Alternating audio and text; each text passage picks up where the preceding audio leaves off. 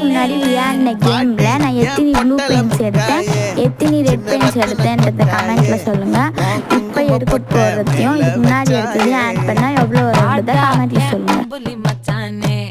என்ன அம்புல தச்சானே என்ன கட்டி பிடிச்சு